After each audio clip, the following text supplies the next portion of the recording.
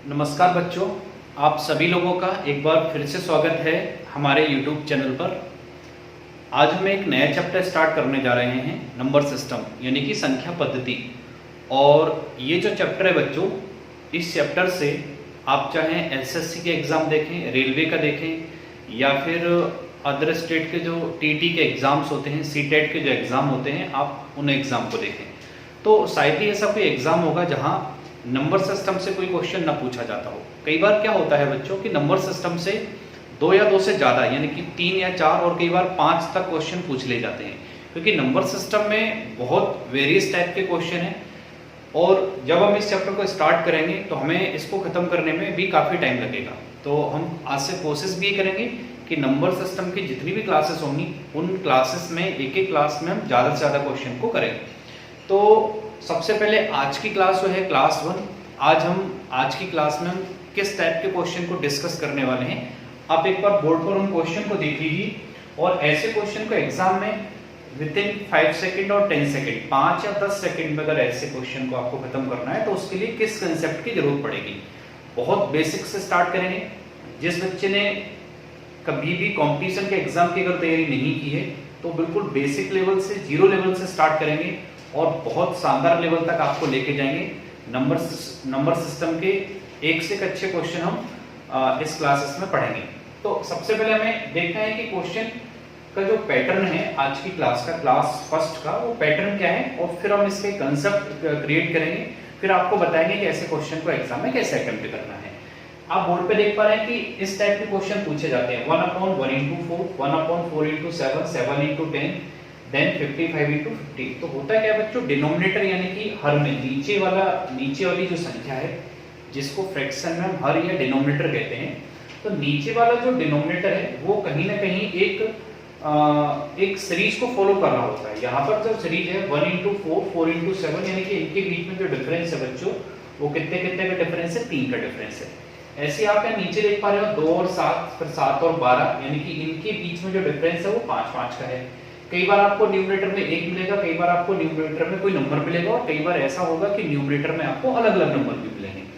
तो आइए शुरू करते हैं आज की क्लास। और सबसे पहले बेस बनाते हैं और उस बेस पर हम सारे क्वेश्चन करेंगे। बहुत बेसिक से स्टार्ट करेंगे और बहुत एडवांस लेवल के क्वेश्चन करेंगे। तो आइए शुरू करते हैं आज की क्लास।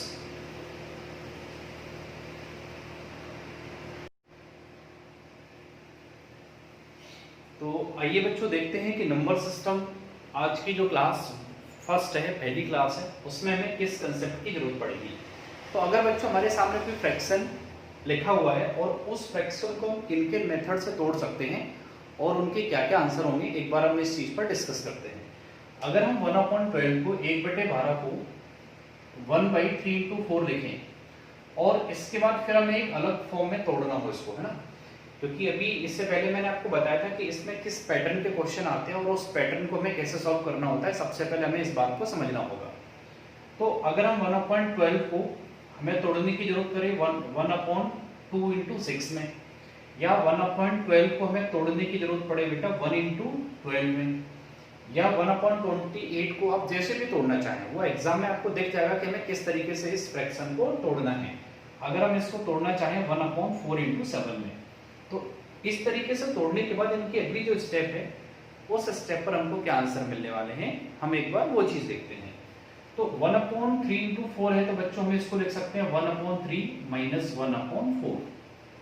अब हमें डिस्कस इस बात पे करना है, क्या हम 1/2 into 6 को 1/2 - 1/6 लिख सकते हैं? क्या हम 1/1 into 12 को 1/1 - 1/12 लिख सकते हैं? या 1/4 into 7 को 1/4 - 1/7 लिख सकते हैं? अगर बच्चों, क्योंकि ये दोनों तो क्लियरली हमें देख रहे हैं कि ये इक्वल है, अब हमें ये चेक करना है कि ये वाली चीज इसके इक्वल है या नहीं है। तो सबसे पहले आप इस चीज को अगर हम दोबारा से सॉल्व करें तो आप ये समझ पाएंगे कि इन दोनों का जो एलसीएम आएगा बच्चों वो 28 आएगा। 4 का हम डिवाइड करेंगे तो 7 आएगा, 7 का डिवाइड करेंगे वापस से 4 आएगा। तो ये जो आएगा इसका आंसर 3/28 आएगा, जबकि हमारे पास 1/28 है। अगर हमें इस 3 को रिप्लेस करना है तो बच्चों नीचे में क्या लाना पड़ेगा, 3, तो 3 से 3 कैंसिल हो जाएगा, देन 1/28 हो जाएगा। इसका मतलब ये हुआ कि ऐसे क्वेश्चन का आंसर अगर आपको निकालना है तो आपको बच्चों करना क्या होगा, इन दोनों के बीच में जो डिफरेंस है आपको उसको कॉमन लेना होगा। आप इस बात को एक बार दोबारा से समझिए। हमने 1/12 को 1/3 into 4 में तोड़ा, तो इन दोनों के बीच का डिफरेंस क्या है बच्चों 1, तो हमें यहाँ कुछ भी कॉमन लेने की जरूरत नहीं है। 1/3 into 4 को 1/3 - 1/4 लिखा जा सकता है। क्या 1/2 into 6 को 1/2 - 1/6 लिखा जा सकता है या नहीं, हम इस बात को चेक करेंगे। अगर इसको ऐसा लिखा जा सकता है तो इसका जो आंसर आएगा वो 1/12 ही आना चाहिए। तो अगर हम इस चीज को सॉल्व करें बच्चों, अगर हम इस चीज को सॉल्व करें तो हमें 1/12 आंसर नहीं मिलेगा, आप चेक भी कर सकते हैं। इन दोनों का एलसीएम क्या आएगा हमारे पास 6 आएगा, और यहाँ हम डिवाइड करेंगे तो 3 और यहाँ करेंगे 1, तो ये 2/6 यानी कि बच्चों यहाँ से जो आंसर मिलेगा हमें इसका वो मिलेगा 1/3। क्लियर। अगर हम इसका एलसीएम 12 मान लेते हैं, उस दर के लिए हम इसका एलसीएम 12 मान लेते हैं, 2 का डिवाइड करेंगे तो बच्चों यहाँ मिलेगा 6 और यहाँ क्या मिलेगा आपको 2, 6 2 12 2 1 2, तो ये आपको मिलेगा बच्चों 4/12, जबकि हमारे पास तो 1/12 था, यानी कि ऊपर का जो 4 है वो हमें हटाना पड़ेगा। तो ऊपर का 4 हटाने के लिए हमें नीचे क्या लेके आना पड़ेगा 4, देन ये 4 से 4 क्या हो जाएगा कैंसिल।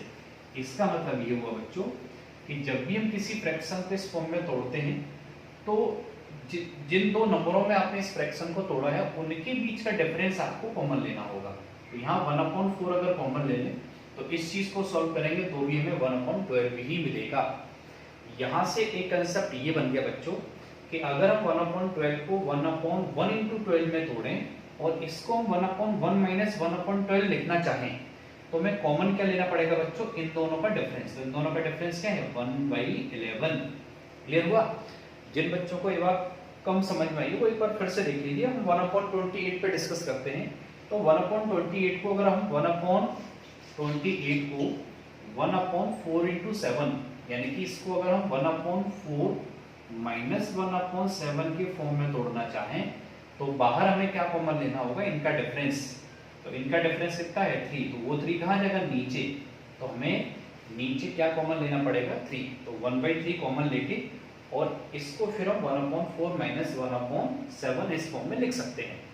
तो बच्चों में कब कॉमन नहीं लेना होगा आप इस बात को समझिए, जब भी इन दोनों के बीच का डिफरेंस 1 होगा, क्योंकि 1/1 उससे अंदर वाले फ्रैक्शन के ऊपर कोई फर्क नहीं पड़ने वाला।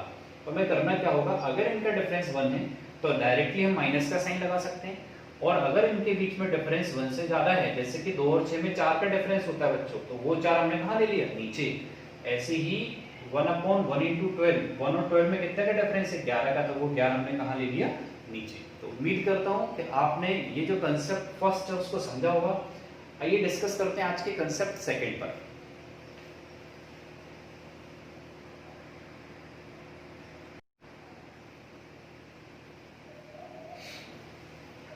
आइए बच्चों कुछ और एग्जांपल लेते हैं जिससे कि हमारा जो कंसेप्ट है वो और अच्छे से क्लियर होगा।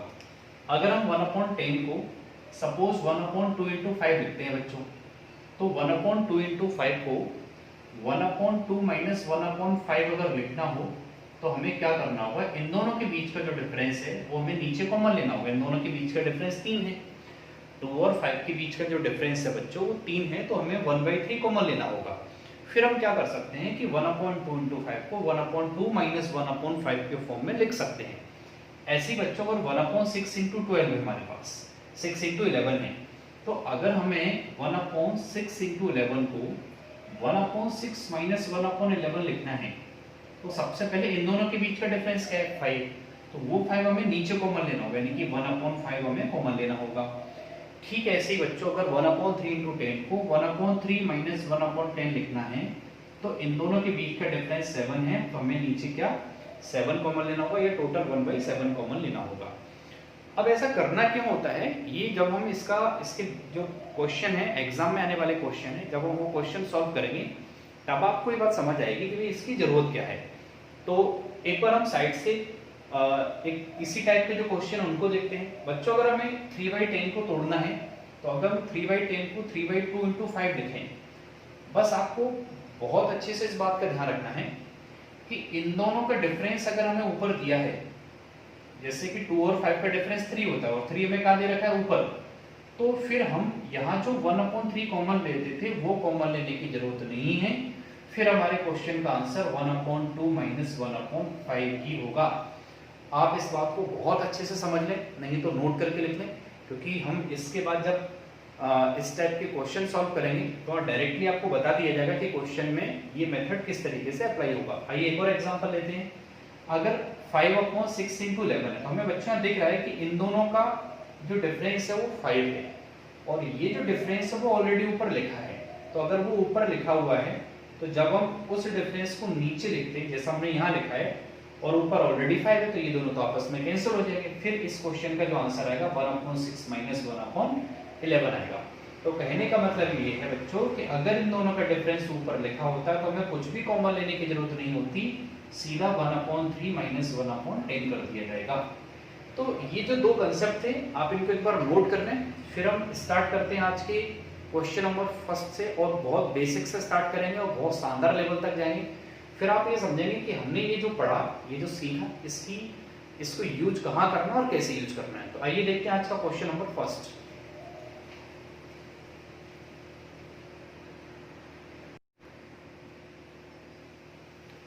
आइए डिस्कस करते हैं आज का क्वेश्चन नंबर फर्स्ट। तो जैसा हमने अभी जो कंसेप्ट क्लियर किए थे, दो जो कंसेप्ट हमने बनाए थे, उसी कंसेप्ट के यूज होगा आज के सारे क्वेश्चन में। तो आप यहाँ देख पा रहे हैं कि बच्चों यहाँ जो मल्टीप्लाई है वो 1 × 2, 2 × 3, 3 × 4 और इसी तरीके से सारे मल्टीप्लाई हुए हैं, यानी कि इनके बीच का जो डिफरेंस है वो इक्वल है। तो हम क्या करेंगे बच्चों, अगर हम इस स्टेप को देखें तो 1/1 माइनस 1/2 लिख सकते हैं। अच्छा बच्चों, दूसरी चीज, इन दोनों के बीच का जो डिफरेंस 1 है तो हमें बाहर कुछ भी कॉमन लेने की जरूरत नहीं है।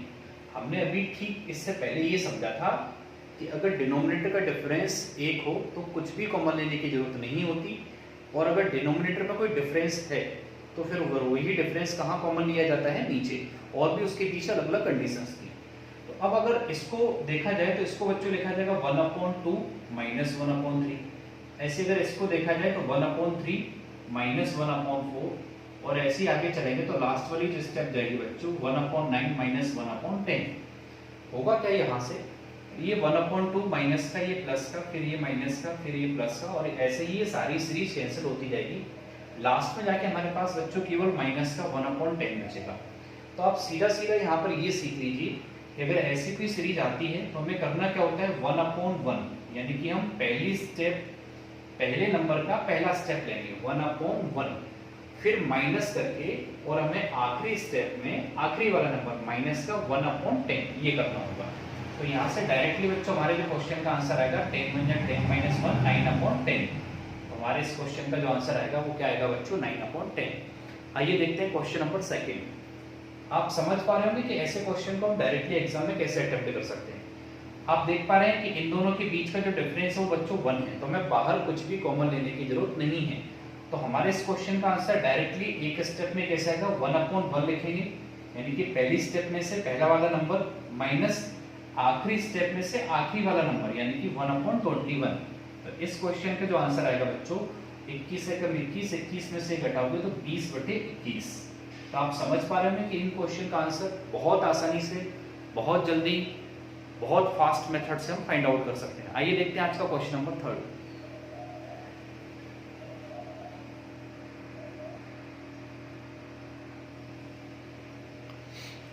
आइए बच्चों डिस्कस करते हैं क्वेश्चन नंबर थर्ड और क्वेश्चन नंबर फोर्थ पर। आप जैसा देख पा रहे हैं बोर्ड पे कि इन दोनों के बीच का जो डिफरेंस है वो सबका डिफरेंस कॉमन है, यानी कि एक ही जैसा डिफरेंस है। यहाँ भी 2 का डिफरेंस है, यहाँ भी 2 का डिफरेंस है, और लास्ट में भी 2 का डिफरेंस है। तो इन सारी स्टेप में जो 2 का डिफरेंस है, 2 का अंतर है, उस डिफरेंस को हम पहले से ही कॉमन ले लेते हैं 1/2, क्योंकि ये जो डिफरेंस है वो सारी स्टेप में है। तो हमने इसका जो कंसेप्ट बनाया था और उस कंसेप्ट में समझा था, तो जो डिफरेंस होता है उसको हमें डिनोमिनेटर में कॉमन लेना होता है। तो हमने इस डिफरेंस को तो बच्चों कॉमन ले लिया। अब हमारी जो अंदर की स्टेप है, हम उन स्टेप को क्या लिख सकते हैं, 1/1 माइनस 1/3, फिर प्लस 1/3 माइनस 1/5, और ऐसे ही लिखते जाएंगे बच्चों। लास्ट में जाके प्लस का 1/19 और माइनस का 1/21। हालांकि हमें इतनी सारी स्टेप लिखने की जरूरत नहीं थी, हम डायरेक्टली इस क्वेश्चन का आंसर यहीं से फाइंड आउट कर सकते थे कि हम इन दोनों के बीच का जो डिफरेंस है उसको पहले से ही कॉमन ले लो 1/2। इन दोनों के बीच का डिफरेंस 2 है और ऊपर 1 है, तो 1/2 हमने लिख लिया। अब इसके बाद हमें क्या करना होता है बच्चों, वो डायरेक्टली, और बहुत इजी मेथड है उसका, आप पहली स्टेप लिखिए 1/1, तो हमने लिखा है यहाँ बच्चों 1/1, पहली स्टेप का पहला नंबर और आखिरी स्टेप का आखिरी नंबर, तो 1/21 वो भी किस साइन के साथ में, नेगेटिव साइन के साथ में, तो माइनस का 1/21। यहां से आप बच्चों देखेंगे 1/2 ये बाहर रहेगा ही रहेगा, 21 से कम 21, 21 में से एक जाएगा तो बच्चों वो बचेगा 20/21, 2 से अगर डिवाइड करेंगे तो यहाँ से बच्चों आंसर मिलेगा 10/21। तो इस क्वेश्चन का आंसर के लिए हम चाहते हो अगर हमें अच्छे से प्रैक्टिस हो तो हम इस वाली स्टेप का यूज ना करते तो डायरेक्टली इस स्टेप से आंसर को फाइंड आउट कर सकते हैं। जैसा कि आप क्वेश्चन नंबर 4 में देखेंगे, हम देख पा रहे हैं कि क्वेश्चन नंबर 4 में बच्चों जो डिनोमिनेटर का डिफरेंस है वो सारे डिफरेंस 3 हैं। सारे के सारे स्टेप में कितने का डिफरेंस है, 3 का। तो बच्चों हम क्या करेंगे 1/3 कॉमन ले लेंगे। इसके बाद आप बहुत ध्यान से समझिएगा, पहली स्टेप का पहला नंबर यानी कि 1/1 माइनस आखिरी स्टेप का आखिरी नंबर यानी कि 1/58। तो यहाँ मिल गया बच्चों 1/58 और यहाँ से हम देख पाएंगे 1/3 अगर इसको सॉल्व करेंगे 58 एकम 58, 58 में से एक जाएगा तो 57 बचेगा और 57 नीचे आ जाएगा 58, 3 से डिवाइड करेंगे बच्चों तो ये आ जाएगा 19/58। आप समझ पा रहे होंगे कि इतने बड़े बड़े क्वेश्चन और हम कितनी आसानी से सॉल्व कर पा रहे हैं। उसके पीछे रीजन यही है कि हमें सबसे पहले इसके पीछे का जो कंसेप्ट है वो हमें समझना पड़ेगा, जो आपको मैंने वीडियो के स्टार्टिंग में ही समझा दिया था। ये बहुत बेसिक क्वेश्चन है, ऐसा नहीं कि हम बहुत टफ क्वेश्चन कर रहे हैं और बहुत शानदार लेवल के क्वेश्चन है। ये तो अभी स्टार्टिंग है बच्चों, बहुत बेसिक क्वेश्चन है, बहुत अच्छे लेवल के क्वेश्चन भी हम सॉल्व करेंगे। तो आइए देखते हैं आज की क्लास का क्वेश्चन नंबर 5। तब तक आप क्वेश्चन नंबर 3 और 4 को नोट कीजिए।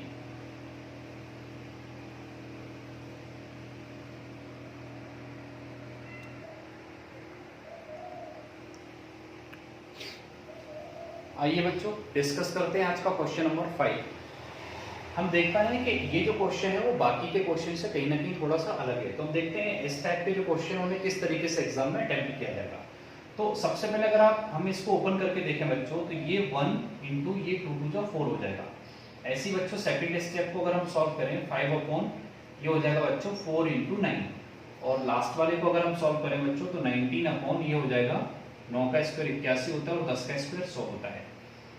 सबसे पहले और सबसे जरूरी चीज आप एक बार ये समझिए बच्चों कि इनका डिफरेंस अगर ऊपर लिखा है तो वो कंसेप्ट सेकंड में हमने पढ़ा था और ऊपर बच्चों पहले से ही 1 है तो उसको हम अलग तरीके से सॉल्व करते हैं।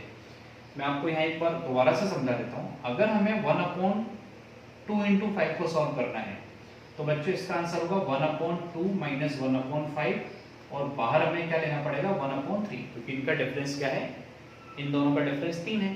तो इनका डिफरेंस अगर हमें नहीं दिया है तो वो नीचे कॉमन लेना पड़ता है।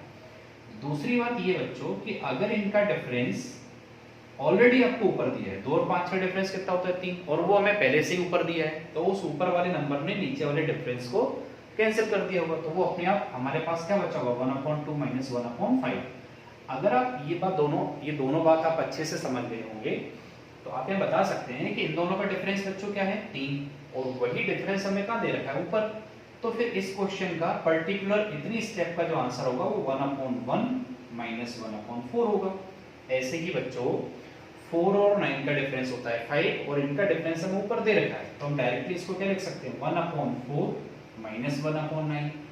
ठीक ऐसे अगर आगे चलते जाएंगे तो इन दोनों का डिफरेंस भी 19 होता है 19 और वो हमें ऊपर दे रखा है। तो फिर अगर डिफरेंस इनको ऊपर दे रखा होता है तो वो नीचे वाले डिनोमिनेटर को कैंसिल आउट कर देता है। तो यहाँ से हमारे पास क्या बचेगा 1/81 माइनस का 1/100। तो जब भी ऐसी कोई सीरीज बन जाए जिसमें कि जैसे यहाँ जो नंबर लिखा है वही नंबर अगली स्टेप पे लिखा हो तो क्या होता है वो सारे नंबर कैंसिल आउट होते जाते हैं, केवल पहली स्टेप का पहला नंबर और आखिरी स्टेप का आखिरी नंबर ही हमारे पास बचेगा। तो यहाँ से अगर हम देखें बच्चों तो पहला नंबर जो बचेगा 1/1 और आखिरी जो नंबर बचेगा 1/100। तो हमारे इस क्वेश्चन का जो आंसर आएगा 100 एकम 100, 100 में से एक जाएगा तो 99 और नीचे आ जाएगा वापस से 100। तो इस क्वेश्चन का आंसर 99/100 यानी कि 99/100 मिलेगा। आप एक बार दोबारा से देखिए, बिल्कुल शॉर्ट में इस क्वेश्चन को कैसे अटेम्प्ट कर सकते थे एग्जाम में। हमें दिख रहा है बच्चों क्लियरली कि इनका जो डिफरेंस है वो ऑलरेडी ऊपर दिया है, इनका डिफरेंस क्योंकि ये 4 है और ये 1 है तो इनका डिफरेंस 3 है वो ऑलरेडी ऊपर दिया है।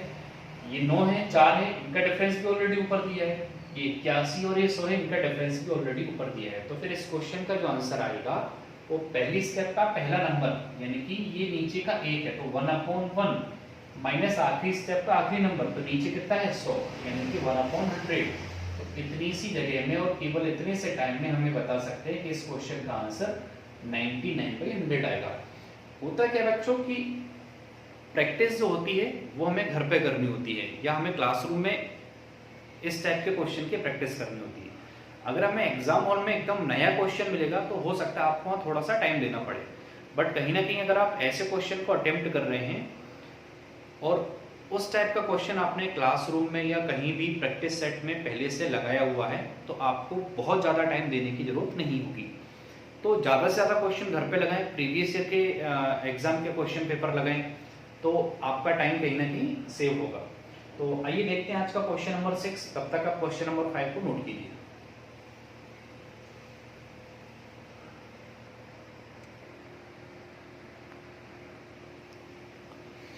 आइए बच्चों डिस्कस करते हैं क्वेश्चन नंबर 6 और क्वेश्चन नंबर 7 पर। तो कई बार क्या होता है बच्चों कि हमें जो डिनोमिनेटर है, जो हर है, वो मल्टीप्लाई के फॉर्म में न देते हुए उनको मल्टीप्लाई करके दे देता है, यानी कि ये 2 × 7 है बट ये कहीं ना कहीं इन्हीं दो नंबर का मल्टीप्लाई है। और हमें एग्जाम में कई बार इसको फाइंड आउट करने में थोड़ी बहुत प्रॉब्लम भी हो सकती है, बट आप प्रैक्टिस करके जाएंगे तो आपको कोई प्रॉब्लम नहीं आएगी। आप ये समझिए कि ये जो जिन दो नंबर का मल्टीप्लाई है उनमें से एक नंबर कॉमन होगा और वही नंबर अगले वाले का एक मल्टीप्लाई बनेगा। आप इसको ऐसे समझिए, ये जो है बच्चों वो 3 × 5 है तो यहाँ 5 तो आना ही है, कंफर्म है। अब ये 5 × क्या है 7 है, ऐसे ये 7 × 9 रहा होगा, 9 × 11 रहा होगा, और आप यहाँ ध्यान से देख पाएंगे तो ये 11 × 13 रहेगा। ये डिपेंड करता है आपने घर पर कितनी प्रैक्टिस की हुई है, तो कोई बहुत बड़ी चीज नहीं है। अब दूसरा काम क्या है वो आप समझिए कि इन दोनों का जो डिफरेंस है बच्चों, आप सारी स्टेप में देख लीजिए, सारी स्टेप के बीच का डिफरेंस क्या है 2 है, और वो डिफरेंस हमें ऊपर नहीं दिया है। अगर डिफरेंस हमें ऊपर नहीं दिया है तो उस डिफरेंस को हमें बच्चों बाहर कॉमन लेना होता है। और इतना करने के बाद आपको करना क्या है एग्जाम में, आप इस बात को फिर से बहुत अच्छे से समझिए, हमें केवल 1/3 यानी कि पहली वाली स्टेप माइनस आखिरी वाली स्टेप, वो भी कब मल्टीप्लाई के फॉर्म में तोड़ने के बाद। ये मल्टीप्लाई के फॉर्म में हमने तोड़ लिया तो आखिरी स्टेप में क्या मिल रहा है 1/13। आगे आप जाएंगे तो आपको क्या मिलेगा 1/2, और इनको अगर सॉल्व करेंगे बच्चों तो इन दोनों का एलसीएम आ जाएगा 39, 39, और यहाँ आप देखेंगे तो ये 13 माइनस का 3, 13 में से 3 जाएगा 10, 2 से डिवाइड करेंगे तो इसका जो आंसर मिलेगा आपको वो क्या मिलेगा 5/39। तो उम्मीद करता हूँ कि आपको ये बहुत आसानी से समझ आया होगा। तो आइए डिस्कस करते हैं क्वेश्चन नंबर 7 पर। तब तक आप क्वेश्चन नंबर 6 को नोट कीजिए।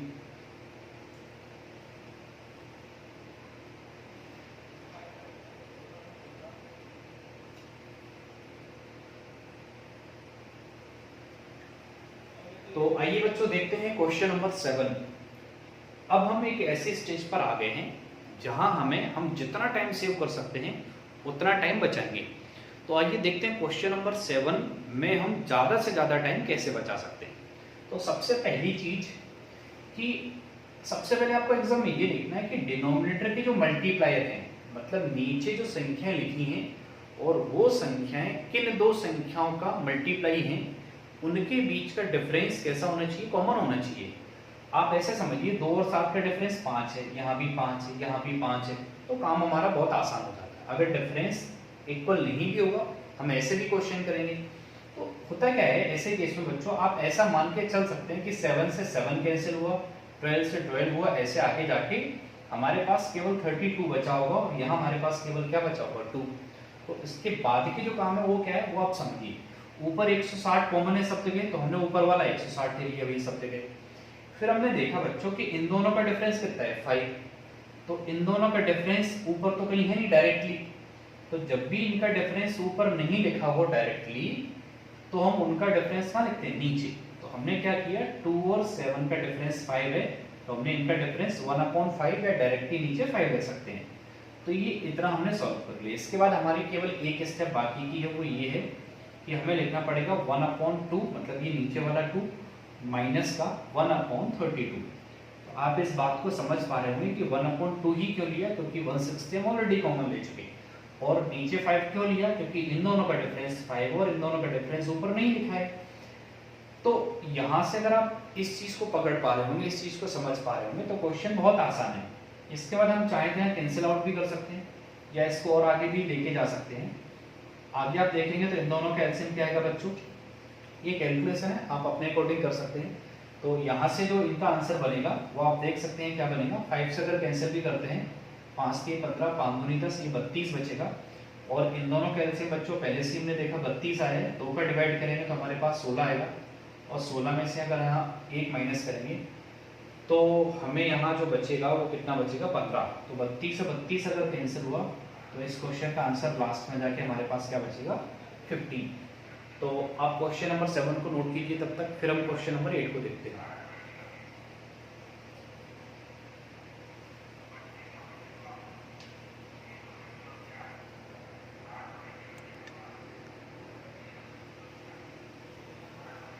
आइए बच्चों देखते हैं क्वेश्चन नंबर 8। आप यहाँ भी देख पा रहे हैं कि हमारे पास नीचे डिनोमिनेटर में जो नंबर है, डिनोमिनेटर में जो संख्या है हमारे पास, वो मल्टीप्लाई के फॉर्म में नहीं है। तो सबसे पहले डिनोमिनेटर वाली जो संख्या है वो मल्टीप्लाई के फॉर्म में चेंज करना होगी।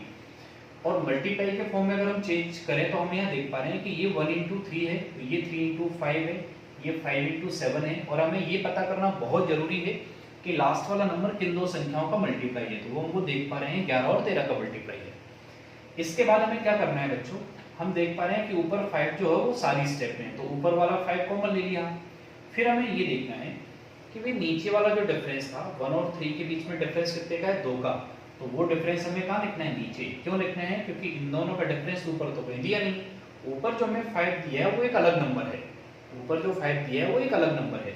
तो इन दोनों का जो डिफरेंस है वो कितना है, 2, वो हमने कहाँ लिख लिया, नीचे। इसके बाद हमें केवल एक ही काम करना होता है, वो ये कि ये तो ऊपर एक तरीके से हम इसको ऐसा मान लें कि 1/1/3 के फॉर्म में तोड़ा है, क्योंकि 5 तो हमने कॉमन ही ले लिया। तो आप डायरेक्टली ये समझिए कि नीचे वाला जो 1 है उसको 1/1 माइनस का ये जो 13 है उसको 1/13। तो यहाँ से डायरेक्टली बच्चे जो क्वेश्चन का आंसर मिलेगा वो हमें मिलेगा 13 एकम 13, 13 में से 1 गया तो कितना बचेगा बच्चों, 12। तो ये हो गया 12/13, 12/16। इसको फिर कैंसिल करें अगर हम 2 से, तो 2 6 12। तो फिर हमें जो आंसर मिलेगा बच्चों वो इसका मिलेगा 30/13, 30/13। तो आप क्वेश्चन नंबर 8 नोट कीजिए, फिर हम देखते हैं क्वेश्चन नंबर 9।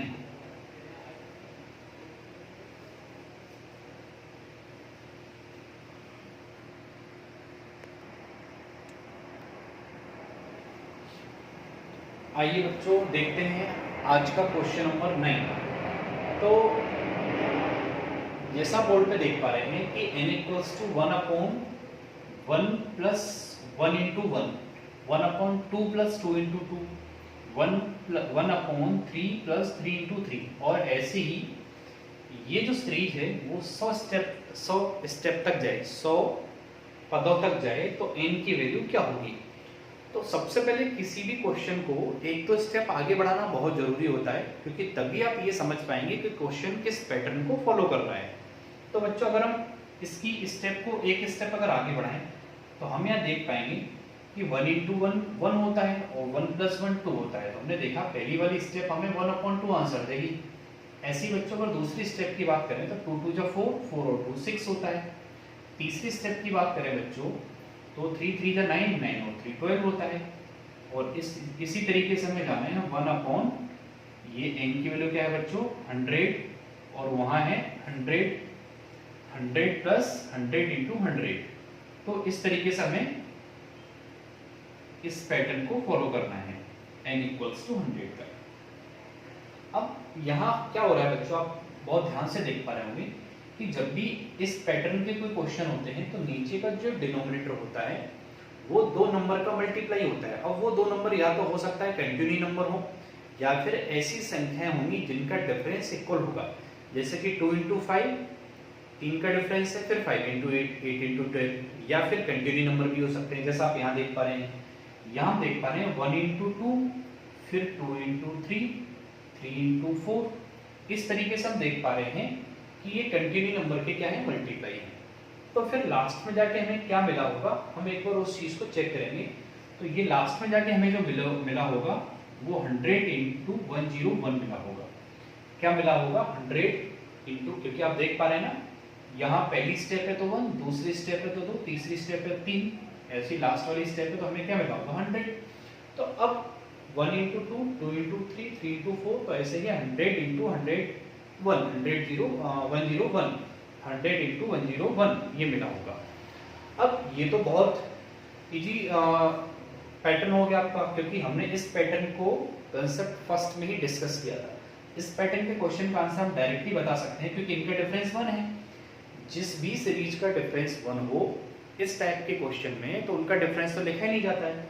फिर हमें करना क्या होगा, पहली वाली स्टेप से पहला वाला नंबर निकालेंगे, माइनस आखिरी वाली स्टेप से आखिरी वाला नंबर निकालेंगे। आखिरी वाला नंबर हमारे पास बच्चों क्या है 101।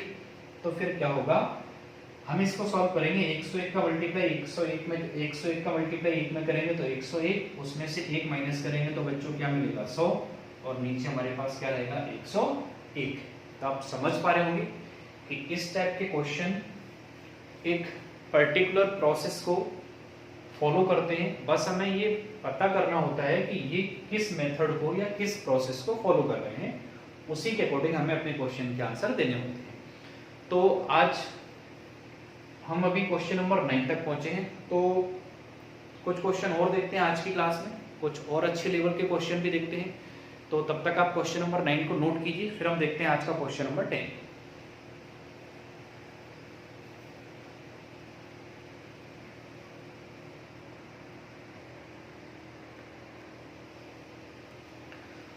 आइए बच्चों देखते हैं आज का क्वेश्चन नंबर 10। तो हम देख पा रहे हैं कि 1/1 + 2 1/1 + 2 + 3 प्लस 1/1 + 2 + 3 प्लस, और ये जो सीरीज है वो कहाँ तक गई है 51 तक। तो हम एक एक करके सारी स्टेप का सम यानी कि योगफल अगर ज्ञात करेंगे तो बहुत टाइम लगेगा। तो कहीं ना कहीं हमें एक इस सीरीज का जो फॉर्मूला होता है उसका हमें उपयोग करना पड़ेगा, उस फॉर्मूले का यूज करना पड़ेगा। तो 1 से लेकर अगर n तक की संख्याओं का अगर योगफल निकालना है तो बच्चों को होता है n × n + 1/2। इस टाइप के भी एक अलग क्वेश्चन है, तो वहाँ हम ये और भी इसमें कई टाइप के फॉर्मूले हैं उनको डिस्कस करेंगे। तो सबसे पहले अगर हम इस चीज को यहाँ यूज करें तो आप देख पा रहे होंगे बच्चों कि 1/, ये तो 1 + 2 है, यानी कि हमें यहाँ क्या करना है n × n + 1/2। n की वैल्यू यहाँ 2 है। अब बहुत ध्यान से समझिए, फॉर्मूला क्या है n × n + 1/2। तो n क्या है, ये वाली स्टेप n × n + 1, n + 1 मतलब 2 + 1 कितना होगा 3, फिर डिवाइडेड बाई 2। तो ये जो नीचे 2 आएगा उसको हम कहाँ भेज देते हैं, ऊपर भेज देते हैं, फिर प्लस। आप फिर से समझिए 1 + 2 + 3, अगर हम इसमें फॉर्मूला अप्लाई करें तो ऐसी सीरीज का जो योगफल होता है वो क्या होता है n × n + 1/2। तो n मतलब कौन सी स्टेप, लास्ट वाली, ये n हो गया। n + 1 यानी कि क्या हो जाएगा 3 + 1 4 हो जाएगा, और डिवाइडेड बाई 2, तो वो 2 कहाँ पहुंच जाएगा बच्चों ऊपर, और उसका मल्टीप्लाई इस 1 में होगा तो 2 ही रहेगा।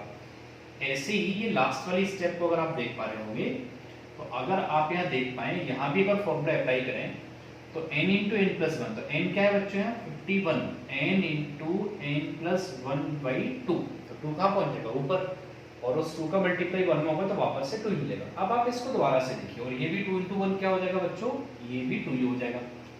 अब आप इस चीज को दोबारा से देखिए, जब भी डिनोमिनेटर यानी कि नीचे वाली संख्याएं अगर वो मल्टीप्लाई के फॉर्म में आ जाएं, तो आप ये देखिए कि उनके मल्टीप्लाई के, इनके जो मल्टीप्लाई करने वाले जो नंबर हैं उनका डिफरेंस क्या है बच्चों, इनका डिफरेंस है 1, और डिफरेंस 1 होने पर कुछ भी कॉमन नहीं लिया जाता।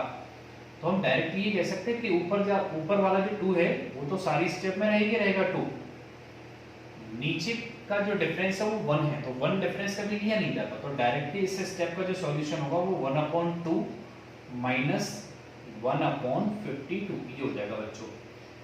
इसके बाद अगर हम आगे सॉल्व करें तो ये तो 2 ही रहेगा, यहाँ बच्चों इन दोनों का एलसीएम आ जाएगा 52। अगर हम 2 से डिवाइड करेंगे तो यहाँ 26 माइनस का 1, तो 26 में से अगर 1 घटाएंगे बच्चों तो 25 आ जाएगा, और 2 का डिवाइड करेंगे इसमें तो वापस से ये 26 हो जाएगा। 2 से डिवाइड करेंगे 52 में तो 26 आएगा, 26 में से 1 घटाएंगे तो 25 आएगा। तो बच्चों इस क्वेश्चन का जो आंसर आएगा वो 25/26 आएगा।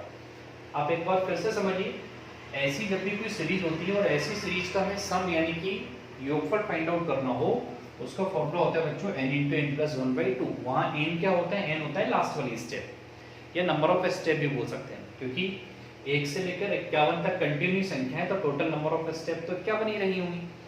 तो हम इस तरीके से इन क्वेश्चन को अटेम्प्ट कर पाएंगे एग्जाम में। अगर बच्चों ऐसे क्वेश्चन हम क्लासरूम में प्रैक्टिस नहीं करेंगे या घर पर प्रैक्टिस नहीं करेंगे तो एट ए टाइम हमारे दिमाग में ये नहीं आता कि हमें इस क्वेश्चन को इस तरीके से अटेम्प्ट करना चाहिए था।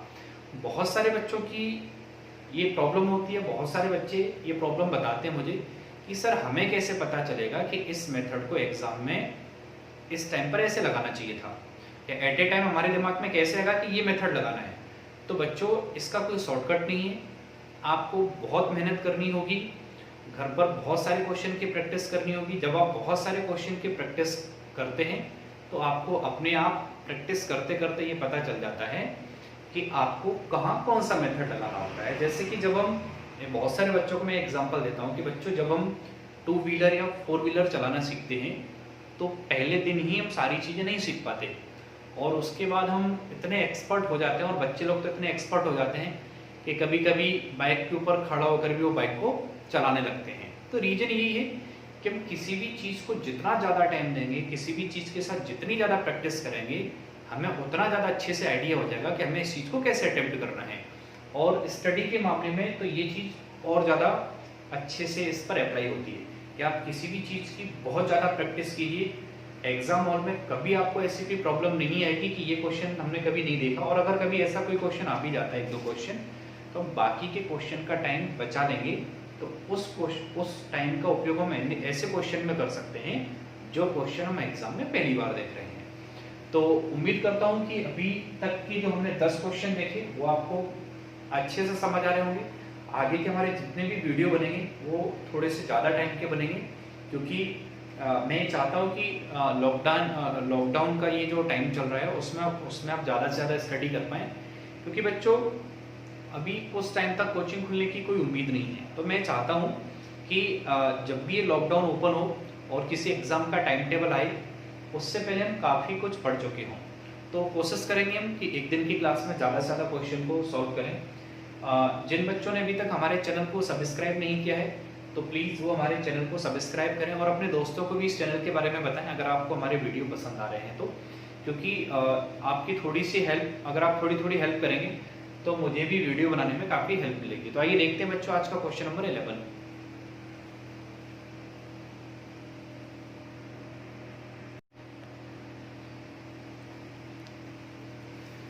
आइए बच्चों डिस्कस करते हैं आज की क्लास का क्वेश्चन नंबर 11, और धीरे धीरे हम कुछ अच्छे लेवल के क्वेश्चन की तरफ बढ़ते जा रहे हैं। आपने देखा होगा कि question number 1st, 2nd, 3rd बहुत बेसिक लेवल के क्वेश्चन थे। कई बच्चों को लग भी रहा होगा कि ये ऐसे क्वेश्चन है जिनके आंसर हम ओरली दे देते हैं। तो धीरे धीरे हम लेवल बढ़ाएंगे, आप उस चीज़ की बिल्कुल टेंशन मत लीजिएगा कि हम किस लेवल का हमें पढ़ना है, बहुत शानदार लेवल का पढ़ेंगे। आइए देखते हैं क्वेश्चन नंबर 11। तो हम देख पा रहे हैं कि ऐसे क्वेश्चन को अगर एग्जाम में अटेम्प्ट करना हो तो क्या शॉर्टेस्ट मेथड होगा। तो एक बार पहले उसको डिस्कस करते हैं। अगर इसको बच्चों सॉल्व किया जाए तो 3 का स्क्वायर होता है 9, 9 और 1 होता है 10, और नीचे में मिलेगा 8। ऐसे अगर अगली स्टेप पर जाए तो 5 का स्क्वायर 25, 25 और 1 26, और नीचे में मिलेगा 24। फिर आगे हम देखें बच्चों, ये ऊपर वाला हो जाएगा 50, और ये सॉरी यहाँ माइनस का साइन आएगा, और नीचे वाला रहेगा 48। तो कहीं ना कहीं हम एक चीज देख पा रहे हैं कि ऊपर वाले नंबर में और नीचे वाले नंबर में कितना का डिफरेंस है, 2 का। अगर इसको हम दूसरे वाले फॉर्म में चेंज करें तो आप यहाँ देख पाएंगे, हम इसको लिख पाएंगे 1 प्लस, क्योंकि 8 बन जाए 1 प्लस 2/8। ऐसे ही बच्चों में इसको क्या लिख पाएंगे 1 प्लस 2/24। इसको हम क्या लिख पाएंगे, क्योंकि 24 से कम 24 और तो 26/24, इसको हम लिख पाएंगे 1 प्लस 2/48। और ये सीरीज इस तरीके से चलती रहेगी। अब यहाँ पर आप एक चीज बहुत ध्यान से देखिए बच्चों कि ये जो नंबर है वो 2 × 4 है, और ये जो नंबर है बच्चों वो 4 × 6 है, और ये नंबर जो है वो 6 × 8 है।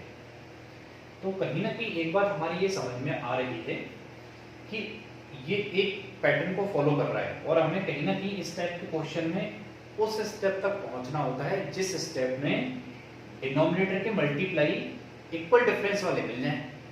तो अगर हम इस 1 अगर इसको रिप्लेस करें तो आप देख पा रहे होंगे कि ये जो टोटल नंबर है वो 99 स्टेप तक जाएगा। तो अगर हम 1 से 100 तक सारी स्टेप मान लेते तो 50 नंबर इवन होते, 50 ऑड होते, और ऑड में से हमारे पास एक नंबर नहीं है, कौन सा 1, यानी कि हमने सारे के सारे ऑड नंबर लिए हैं एक को छोड़कर।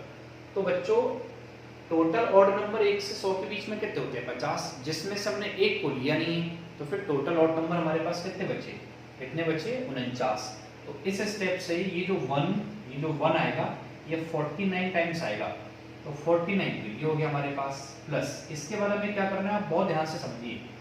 इसके बाद हमारे पास बाकी की जितनी भी स्टेप बचेंगी बच्चों, उस स्टेप में 2 यहाँ भी है, यहाँ भी है, यहाँ भी है, अगली स्टेप में भी आएगा, तो ऊपर क्या कॉमन आ जाएगा 2।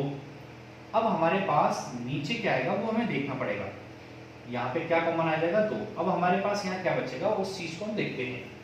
तो ये 2 into 4 है, ये 4 into 6 है, ये 6 into 8 है। या आप इस चीज को बच्चों ऐसे समझिए कि इन दोनों का डिफरेंस क्या है 2, और वो हमें ऊपर दे रखा है। इन दोनों का डिफरेंस क्या है 2, वो भी ऊपर दे रखा है। इन दोनों का डिफरेंस 2 और ये भी ऊपर दे रखा है। तो डिनोमिनेटर के मल्टीप्लाई का डिफरेंस अगर हमें ऊपर कॉमन दे रखा हो तो नीचे कुछ भी कॉमन लेने की जरूरत नहीं है। तो हम डायरेक्टली यहाँ क्या कर सकते हैं बच्चों, 1/2 यानी कि इसका पहला स्टेप माइनस। अब हमें डिस्कस करना है कि लास्ट में क्या होगा। आप यहाँ देख पा रहे हैं कि जैसे ये 2 into 4 है, ये 4 into 6 है, 2 4 और बीच का 3, 4 6 बीच का 5, तो ये जो है वो लास्ट में किस किस का मल्टीप्लाई रहा होगा 2/98 into 100। क्लियर, 2/98 into 100 इस फॉर्म में हमारे पास ये मिल जाएगा लास्ट में जाके, और इसके पहले 1 भी लिखा होगा। तो हम लास्ट में कहीं ना कहीं देखें बच्चों तो ये तो 1/100 हुआ। क्या हुआ 1/100। तो इसके बाद हम अगर आगे जाएं तो ये हम देख पा रहे हैं 49 प्लस, यहाँ पे बच्चों नीचे कितना कॉमन आ जाएगा हमारे पास 100।